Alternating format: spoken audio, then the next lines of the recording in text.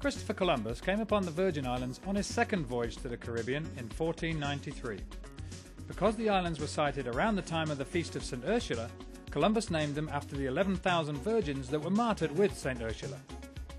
After Columbus, these jewels of the Caribbean have been occupied by the likes of Spain, France, England, the Knights of Malta, Denmark, Holland, and finally, the United States of America. St. Thomas was established in 1672 by a private enterprise called the Danish West India and Guinea Company. Back in the 17th and 18th centuries, St. Thomas supplied Europe with the costly commodities of cotton, tobacco, and most particularly sugar. By the late 1800s, coal became a major commodity. The West Indian Company Limited is the current incarnation of the original Danish West India Company and continues to play an important role on the island. The West Indian Company dock is the main cruise ship port in St. Thomas.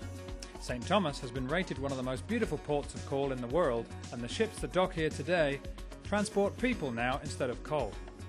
Cruise ships arrive daily bringing thousands of passengers. Upon arrival, passengers can shop at the Havenside Mall, where they can pick up that special gift for a family or friends. The town we are approaching is the downtown area and the capital of the Virgin Islands, Charlotte Amalia. The city was named after Queen Charlotte Amalia, consort of King Christian V of Denmark. The view of Charlotte Amalia from the harbour is spectacular. You can see signature red roofs and old Danish warehouses stretching from the downtown waterfront area to Main Street. Many of the buildings were built with stones brought over as ballast for the early trading ships. These buildings once stored products such as molasses, lumber, rum and spices awaiting export. They now serve as retail stores where visitors can purchase duty-free goods like rum, jewellery, fine linen, clothing and electronics. Numerous attractions can be found in and around the capital. The red structure is Fort Christian, perhaps the most prominent of all the historical sites. The fort was named after King Christian V of Denmark. It was recognised as the administrative centre of the island, the governor's residence and the official place of worship as early as 1672. Freiborg, Danish for safe castle, was erected in the northwest corner of the courtyard in 1676. The tower has 3 levels and was once used to store food, provisions, military artillery and slaves. The fort is currently undergoing renovations.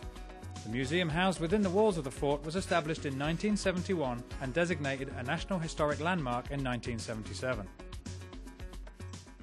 Upon disembarking the boat, feel free to take a self-guided walking tour into history. We start at Emancipation Garden, where a statue stands of a slave blowing into a conch shell. It was this signal that started the movement towards emancipation some 20 years before the United States. Directly across and north of Emancipation Garden is the Grand Hotel, which houses an art gallery for local artists including works of the father of Impressionism, Camille Pissarro, who is thought to have been a French Impressionist but was actually born and raised right here in St. Thomas. Just north of the Grand Hotel is Government Hill, which is home to Government House and Hotel 1829. 2 spectacular examples of 18th century architecture. Right next to Government House is the 99 Steps, actually 103. As you walk up the steps, you will find beautiful Danish homes and gardens dating back to the early years of piracy. At the top of the 99 Steps is Haggensen House. This museum will give you an idea of what life was like in the 1800s. Completely restored to its original beauty and furnished with period mahogany furniture. The outdoor kitchen still furnished with original utensils and immaculately restored right down to the rifle and gun slots, which face north to defend against marauding slaves fighting for emancipation. If you don't wish to take the hike up the 99 Steps, head west after the Grand Hotel and enjoy some of the best duty-free shopping in one of the United States' largest historic districts. Whichever you choose, we're sure you will enjoy your day.